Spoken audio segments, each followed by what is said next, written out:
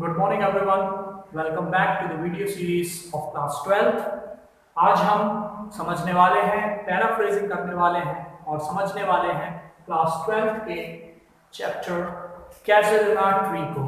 ये एक पोएट्री है। इसके पहले हम अपने 4 चैप्टर्स को कंप्लीट कर चुके हैं और ये 5th चैप्टर है which is written by Toru Dutt. जैसा कि हम हमेशा करते हैं, सबसे पहले तोरू दत्त के बारे में थोड़ी सी जानकारी हम इस पर विषय पर चर्चा कर लेते हैं। तोरू दत्त का जन्म 1856 में हुआ एंड शी डाइड इन 1877। ये एक बहुत ही फेमस इंडियन पोएट और ऑथर थी।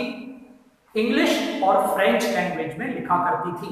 इनका जन्म कैलकाटा में हुआ था एंड शी डाइड और इन कैलकाटा। उनके चाइल्डहुड में वो काफ़ी उन्होंने ट्रैवल किया अब्रॉड, यानी विदेश की काफ़ी यात्रा की। फ्रांस और इंग्लैंड में उनकी पढ़ाई हुई। वापस फिर वो इंडिया आई और उन्होंने संस्कृत लैंग्वेज को भी सीखा because it was very important Indian language. और सबसे खास बात ये है कि अपनी उम्र के बहुत ही कम समय में, यानी आप देख सकते हैं, आप जानते हैं ये बहुत ही कम उम्र में ही इनकी असमय मृत्यु हो गई। शी डाइड अनटाइमली 1856 से 1877, यानी मुश्किल से 21 साल की उम्र तक ही ये जी पाई और इनकी डेथ हो गई। पर उतने ही समय में इन्होंने इतने शानदार वर्क्स लिखे जिनकी वजह से आज हमारे कोर्स बुक में इनकी ये पोएट्री है। तो वो फेमस इस वजह से भी थी कि उन्होंने ये लिखी कैजुलिना ट्री। और इसके अलावा उनके फेमस लिरिक्स में लक्ष्मण सीता भी काफ़ी फेमस हैं, जिनकी वजह से वो इंडिया के लोगों के बीच में, रीडर्स के बीच में काफ़ी फेमस हुई। तो ये जो है कैजुलिना ट्री तोरू दत्त के आप देखिए, ये जो है इसमें एक ऑब्जेक्टिव डिस्क्रिप्शन है तोरू दत्त ने दिया है कैजुलिना ट्री का। एक पेड़ होता है, ये पेड़ यहाँ इंडिया में नहीं पाया जाता, ये ऑस्ट्रेलिया में ज़्यादा बहुतायत में होता है। और जो पोएट्स है वो एक्चुअली अपनी बचपन की मेमोरीज को और उन मेमोरीज का जो उसके माइंड पर, उसके जीवन पर जो प्रभाव है, जो इम्प्रेशन है, उस इम्प्रेशन को ट्री के माध्यम से या ट्री का डिस्क्रिप्शन देते हुए हमें बताना चाहती है। वो अपने भाई, जिसको वो काफी याद करती है, और अपनी सिस्टर, भाई का नाम था अब्जू ABJU और सिस्टर का नाम था अरु ARU, इन दोनों को वो याद करती है जिनके साथ वो बचपन में इस पेड़ के आसपास, इसकी छाया में, इसकी शैडो में खेला करती थी। वो मेमोरी इसके जीवन में बहुत ज़्यादा उसका इम्प्रिंट है, उसको वो भूल नहीं पा रही है, इसलिए वो इस ट्री को बहुत इंपॉर्टेंट पार्ट ऑफ लाइफ मानती है, जिसका डिस्क्रिप्शन इसमें दिया है। और इसने ट्री को एक तरह से इसमें ह्यूमनाइज कह सकते हैं किया है।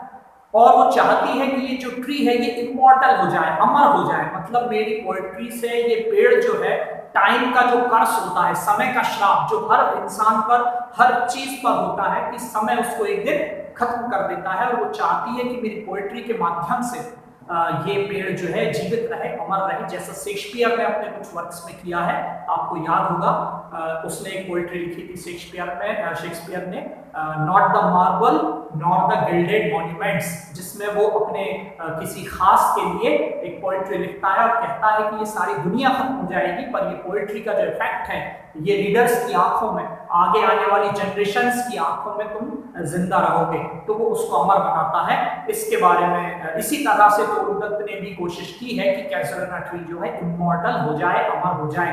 अब हम पोएट्री की लाइंस को समझने की कोशिश करते हैं। सबसे पहले आप देखिए क्या लिखा हुआ है, बुक साथ में रखेंगे और लाइन वाइज समझेंगे तो आपको जल्दी और अच्छे से समझ आएगी। Like a huge Python, Python आप जानते हैं एक टाइप ऑफ स्नेक होता है, काफी मोटा।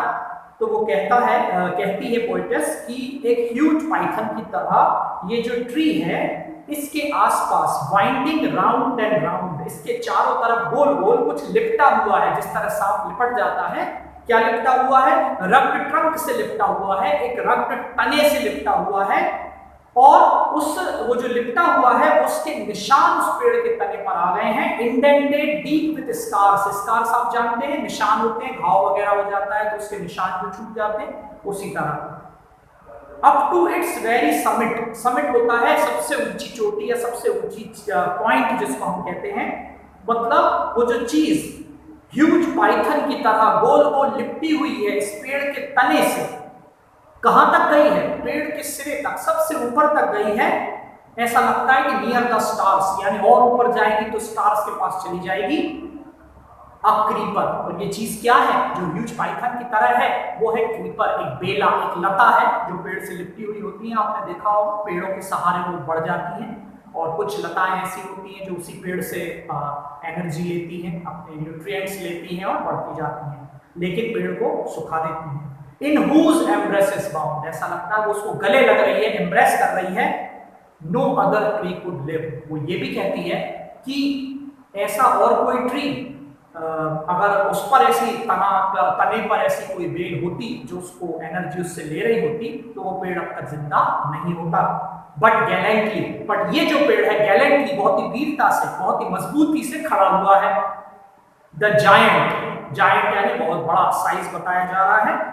वियर्स द स्कार्फ, और स्कार्फ की तरह जैसे हम गले में स्कार्फ पहनते हैं उसी तरह उसने उस बेला को, उस लता को धारण किया हुआ है, उस क्रीपर को।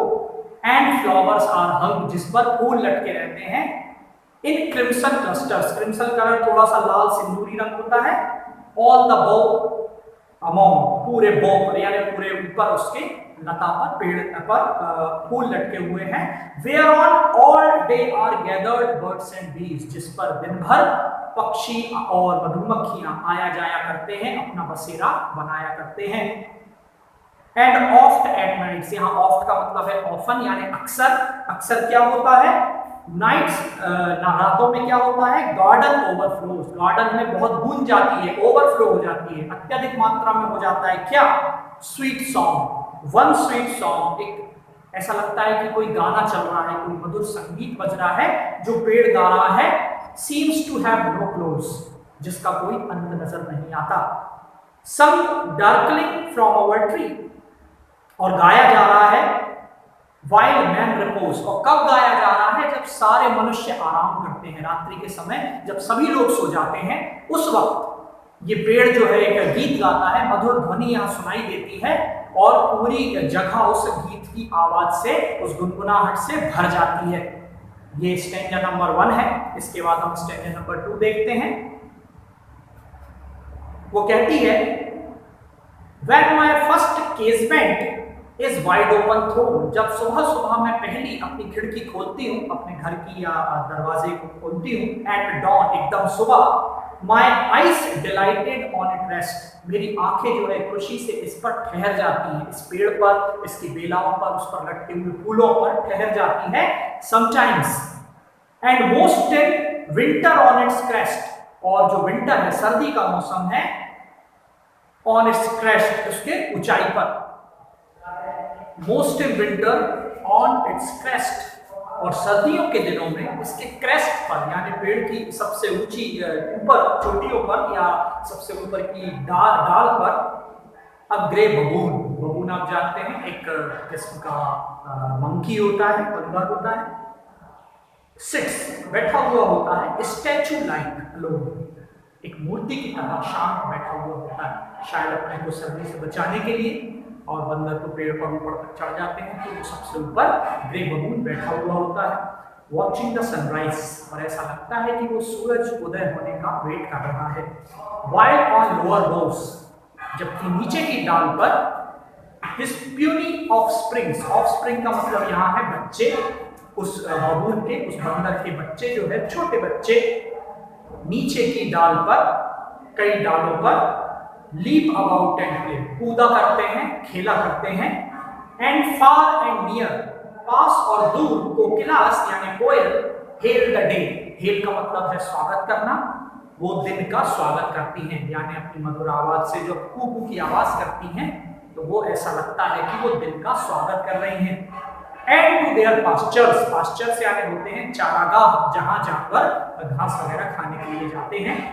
तो पास्चर्स की तरफ जो है हमारी स्लीपी काउस यानी जिनकी अभी तक नींद हल्की सी वो नींद में है, ऐसी गाय सुबह सुबह अपने चारागाहों की तरफ चारा खाने के लिए आगे जाती हैं, नजर आती हैं।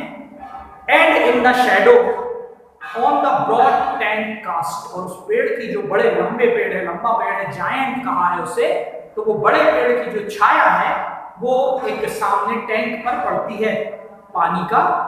बाय दैट होर ट्री, होर यहाँ पर होर का मतलब है ग्रे एंड ओल्ड, पुराना, जीर्ण शीर्ण, थोड़ा सा खराब सा हो गया है, उसका तना जो है उसका रंग उड़ गया है, ऐसा ट्री है, उसकी छाया पड़ती है टैंक पर। सो ब्यूटीफुल एंड वास्ट, वो बहुत सुंदर है और विशाल है। द वाटर लिलीज स्प्रिंग, और उसके आसपास नीचे क्या है, वाटर लिलीज, छोटे जल में खिलने वाले फूल जो होते हैं उनका ढेर लगा हुआ है। लाइक स्नो एंड मास्ट, जैसे बर्फ का ढेर लग गया हो ऐसे। एंड मास्ट का मतलब ढेर, एकत्रित हो जाना, तो वो पेड़ के आसपास जो है वाटर लिलीज का ढेर लगा हुआ है। ये स्टैंजा नंबर 2 है। इसके बाद हम पढ़ते हैं stanza number 3। But not because of its magnificence, पर वो कहती है कि मैं ये जो सारा कुछ डिस्क्रिप्शन दे रही हूँ, ये इसकी जो महानता है इस पेड़ की, मैग्निफिसेंस है, इसकी वजह से नहीं है। Dear is the Casuarina to my soul, बल्कि ये कैसुलिना ट्री मेरे मन के, मेरे आत्मा के बहुत करीब है, पास है। क्यों है? Beneath it we have played, क्योंकि इसके नीचे मैंने यानी पोएटेस ने खेला है अपने भाई बहनों के साथ, और कई साल गुजर गए हैं। वो कहती है दो ईयर्स में रोल, भले सालों साल इस बात को निकल गए हैं, मतलब ये बात पुरानी हो गई है। ओ स्वीट कंपेनियंस, पर मेरे प्यारे साथी, यहाँ साथी उसके मित्र भी हैं, भाई और बहन, जिसका उसने पहले डिस्क्रिप्शन दिया है वो भी है। लव्ड विथ लव इंटेंस, और उनका प्यार जो है गहराता जाता है जब वो उसे याद करती है। फॉर योर सेक्स, तुम्हारे लिए, shall the tree be ever dear, क्योंकि तुम्हारी यादें इस पेड़ के सहारे मेरे पास हैं, तो ये ट्री जो है मेरे लिए हमेशा प्यारा रहेगा, सबसे अच्छा रहेगा।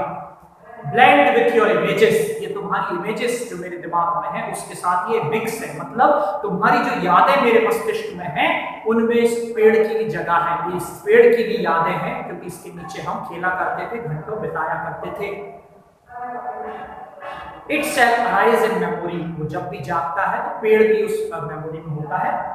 Till the hot tears blind my eyes, blind mind eyes, मतलब वो ये कहना चाहती है कि जब भी मैं वो याद करती हूँ, वो दृश्य मेरे आंखों के सामने आता है हमारे वो अच्छे दिनों का, जब हम साथ थे, तो क्या होता है, कब तक वो चलता है, जब तक कि हॉट ईयर्स, आंसू नहीं आ जाते मुझे तुम्हारी याद की वजह से, और मेरी आंखों में आंसू भर जाते हैं, मुझे अंधा कर देते हैं, मतलब अब और दिखाई नहीं देता, तब तक ये इमेजेस हमारी, मेरे दिमाग में, मेरी आंखों के सामने घूमती रहती है।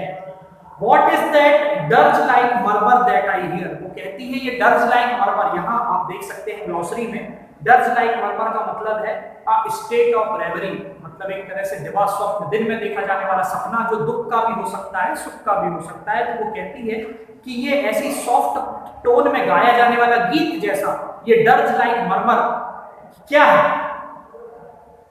दैट आई हियर, जो मुझे सुनाई देता है, लाइक द सी ब्रेकिंग, और इसकी आवाज कैसी है, जैसे समुद्र लहरों से, लहरें पत्थरों से, किनारों से टकराती है, वैसी इसकी आवाज है जिसमें दर्द सुनाई देता है। ऑन अ शिंगल बीच, शिंगल का मतलब होता है पेबल्स, यानी छोटे छोटे कंकड़ पत्थर जो समुद्र किनारे होते हैं, जब छोटे पत्थरों पर समुद्र की लहरों का पानी पड़ता है तो जिस तरह का ध्वनि उत्पन्न होती है, वैसी ही कुछ सॉन्ग डर्ज लाइक मरमर मुझे सुनाई देता है। ये क्या है? It is the tree's lament, lament का मतलब दुख या संताप कह सकते हैं हम। तो ये क्या है? ट्री का भी दुख है, ट्री भी दुखी है, क्योंकि अब वो यादें नहीं है, अब तो उधर पर उसके भाई बहन जो है वहां नहीं खेलते हैं। तो जिस तरह पोएटेस दुखी है उस तरह पेड़ भी दुखी है। तो वो भी उसको ये शो किया है कि ट्री का जो लेमेंट है, जो शोक है, जो दुख है, वो भी वो एक्सप्रेस करता है, वो रोने की आवाज, वो दुख की आवाज जो है वो ट्री की है, मेमोरी की वजह से वो भी दुखी है। That happily to unknown land में रीच, और वो सारे लोग कहाँ चले गए हैं, या ये यादें को लेकर वो सब कहाँ चले गए, अननोन लैंड चले गए हैं, मतलब हमारे अपने देश में नहीं है, दूर दूर निकल गए हैं। कुछ शायद सब कुछ की डेथ हो गई है, कुछ बहुत दूर निकल गए हैं, तो अब हम सब साथ नहीं हैं। अगला स्टेंजा देखते हैं। अननोन, अननोन है, गेट वेल नोन, फिर भी वेल नोन है। To the eye of faith, विश्वास से। I have heard that well far, well का मतलब वही दुख का गीत है जो मुझे दूर दूर तक सुनाई देता है। इन डिस्टेंट लैंड्स, दूर तक जाती है वो आवाज दुख की। By many a sheltered way when slumbered and escaped the water breath. इसका भी हम ग्लोसरी सेक्शन में मीनिंग देख सकते हैं, बहुत अच्छे से समझाया गया है। Standing on sea beaches in England and France covered with shadowy trees, गुफाओं के अंदर जो पानी भरा हुआ होता है उनको इसने एक्सप्रेस किया, वहां बताया है कि वहां जो है वो पानी गुफाओं में जिस तरह आराम करता रहता है। एंड वेव्स, जब वो वेव्स बनकर बाहर निकलता है, gently kissed the classic shores, classic शोर को किस करता है यानी टच करता है वो पानी, उन लहरों के बारे में बात हो रही है, वो किनारों के पत्थरों को टच करता है। ऑफ फ्रांस एंड इटली, और ये किनारे कहाँ के हैं? फ्रांस के हैं, इटली के हैं। बीनीथ द मून, और चंद्रमा की रोशनी में, रात में। When Earth lay tranced in dreamless swoon, जब धरती जो है एक अलग ही दुनिया में चली जाती है, ड्रीमलेस सून में, एक तरह की नींद हम कह सकते हैं, उसमें चली जाती है, सारे लोग आराम करते हैं या सो जाते हैं, ट्रांस लाइक स्लीप जिसको कह सकते हैं। तब क्या होता है? Mind and every time the music grows, और हर पल वो म्यूजिक और आगे बढ़ता है, ऊंचा उठता जाता है, सुनाई देता है। बिफोर, किससे पहले? माइंड, मेरे inner vision rose from sublime, इससे पहले मेरा जो इनर विजन है वो रोज उठता है, सबलाइन मतलब एक उत्कृष्ट स्थिति तक पहुंच जाता है। Thy form O tree as in my happy prime, I saw thee in my own loved native clime. और वो क्या करते हैं, ये जो फॉर्म है पोट्री, ये जो फॉर्म है, जैसा मेरा हैप्पी प्राइम यानी मेरे अच्छे वक्त में था, आई सॉ दी, मुझे वो दिखाई देते हैं वो लोग, वो यादें। In my own loved native clime, यहाँ नेटिव क्लाइम का मतलब है अपना देश, यानी एक के लिए इंडिया। तो वो जो मेरे अपने देश के मेरे साथ वाले थे, मेरे भाई बहन थे, मेरे दोस्त थे, वो सब को याद करते करते मैं ऐसी स्थिति में पहुंच जाती हूँ कि वो सब मुझे दिखाई देते हैं, और उसमें स्त्री की जगह जरूर होती है। आखिरी स्टेंजा हम देखते हैं, देयरफॉर, और इस वजह से क्या होता है? आई फेन वुड कॉन्सिक्रेट अ लेक। अब यहाँ पर वो कहना चाहती है कि फेन से, यहाँ फेन का मतलब है खुशी से, ग्लैडली, हैप्पीली वो क्या करती है? कॉन्सिक्रेट अ लेक, यानी एक गाने को तैयार करती है, या ले का मतलब लिरिक्स है, गाने के बोल। कंसिक्रेट अ ले मतलब गाना तैयार करती है, पवित्र एक सेक्रेट गाना तैयार करती है। अनटू दाय ऑनर, उनके सम्मान में, जो चले गए हैं, ट्री के भी, और बिलव्ड ऑफ दोज, यहाँ दोज का मतलब है उसके भाई बहन, तो उनके सम्मान में, ट्री के सम्मान में वो एक गाना या कह सकते हैं कविता जो है उसका क्रिएशन कर रही है। Who now in blessed sleep for I repose, जो अब कहाँ चले गए हैं? एक बहुत ही अच्छी निद्रा में चले गए हैं। फॉर आई रिपोज, और वहां से आराम, पूरी तरह से शांत है, रिपोज अपनी शांति में है वो। Dearer than life to me, और वो लोग कैसे हैं? मेरे लिए अपने जीवन से भी ज्यादा प्रिय हैं। अलास, पर अफसोस, वर्दे, वो नहीं है, होते तो बहुत अच्छा होता। Mayst thou be numbered when my days are done, वो कहती है जिस तरह वो सब चले गए उसी तरह मेरे डेज भी नंबर्ड है, कुछ समय बाद जब मैं भी चली जाऊंगी तब भी क्या होगा? ये ट्री यहाँ रहेगा हमारी यादों के साथ, क्योंकि उसने कहा है with deathless tree, deathless tree के साथ, इस कैफेलोना ट्री के साथ वो यादें रहेंगी, हम रहेंगे। लाइक दोज इन बोरोडेल, यहाँ बोरोडेल का मतलब है, बोरोडेल जो है एक valley in south of England है, जहां पे एक यू ट्री होता था, YEW। यू ट्री जो है वो बहुत ही खास नहीं होता था, पर शेक्सपियर ने अपनी पोएट्री में उस यू ट्री के बारे में लिखकर उसका जिक्र करके उस यू ट्री को अमर बना दिया। वो हमेशा लोग उसको पढ़ते हैं जब भी उस पोएट्री को पढ़ते हैं। तो इसी तरह वो कहती है कि जिस तरह शेक्सपियर ने वो यू ट्री को अच्छा बना दिया है जो बोरोडेल में है, उसी तरह मैं चाहती हूँ कि ये ट्री जो है मेरी पोएट्री की वजह से अमर हो जाए। Under whose awful branches lingered prey, जिसकी ब्रांचेस के अंडर हमने जो है खेला कूदा है और हम बड़े हुए हैं। फिर वो आगे कहती है फियर ट्रैवलिंग होप, डर है थोड़ा सा कांपती हुई, ट्रैवलिंग यानी कांपते हुए, होप है आशा है, और मृत्यु है, स्केलेटन का मतलब भी यहाँ मृत्यु है। एंड टाइम द शैडो, और टाइम है, शैडो है, दो वीक द वर्स, ये सब चीजें हैं। मृत्यु भी है, आशा भी है, थोड़ा डर भी है, सब कुछ है। और सबसे खास बात ये कि मेरी ये कविता, मेरा ये वर्ष, मेरी ये लिखी हुई लाइंस जो उस लड़की के लिए लिखी हैं, ये कमजोर हो सकती हैं, वीक हो सकती हैं। That would die beauty fame, जो तुम्हारी ब्यूटी को शायद सही से डिस्क्राइब नहीं कर पाई हो, तुम्हारी ग्रेटनेस को डिस्क्राइब न कर पाई हो, लेकिन मैं ये चीज विश करती हूँ, पोएटिस विश करती है, may love defend tree from oblivion curse. Oblivion curse क्या है? ऐसा श्राप जो सब कुछ भुला देता है। वो कौन है? समय। समय सब कुछ भुलवा देता है। एक एक करके जब लोग चले जाते हैं इस दुनिया से, सब उसको भूल जाते हैं। लेकिन वो कहती है कि ऐसा जो ऑब्लिवियन कर्स है, ऐसा श्राप जिससे सब मेमोरी से चले जाते हैं, उससे तुम बचे रहो। और ये तुम जो हो मतलब कैसेरोना ट्री जो है वो हमेशा अमर रहे और हमारी यादें हमेशा इसी तरह सर उठाकर जीती रहे। तो ये जो था पैराफ्रेजिंग हमने कोशिश की और समझा कैसेरोना ट्री को। इसके टेक्स्ट बुक एक्सरसाइज आपको अपने व्हाट्सएप ग्रुप पर मिल जाएंगे। टिल देन, जब तक हम नेक्स्ट वीडियो बनाएंगे तब तक आप इन्हें पिछले वीडियोस को और कैसेरोना ट्री को अच्छे से समझें, इनके एक्सरसाइजेस को नोटबुक में नोट कर लें। Till then, thank you very much.